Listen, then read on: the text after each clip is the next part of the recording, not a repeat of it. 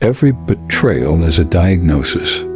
Not of you, of them. People reveal their illness the second they try to wound you. They think they're attacking your character, but all they're doing is leaking their weakness into the room. Every attempt to break you is an X-ray of their insecurity.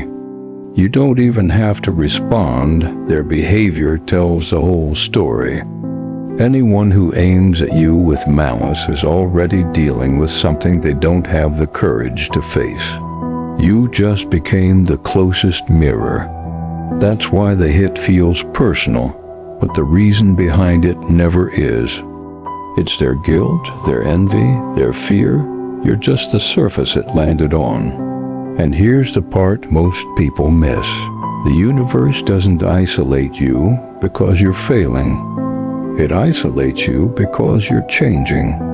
Every time your awareness rises, the noise around you gets pushed out. Friends fade. Patterns collapse. Familiar places feel wrong. It looks like loss, but it's preparation. Like pulling the scaffolding away from a building that finally stands on its own. Evolution isn't gentle. It strips, it burns. It forces you to confront the parts of yourself you've ignored. And right when you start growing into someone clearer, steadier, harder to manipulate, that's when people panic.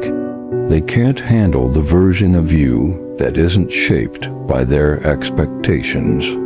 So they call you cold. They call you distant. They call you changed. What they really mean is, you're not manageable anymore.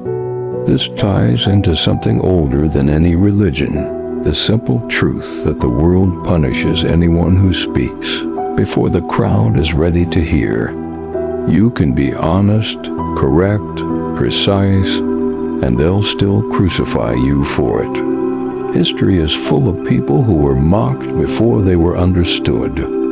Every thinker ahead of their era was treated like a threat until the era caught up. You're not punished for being wrong. You're punished for being early.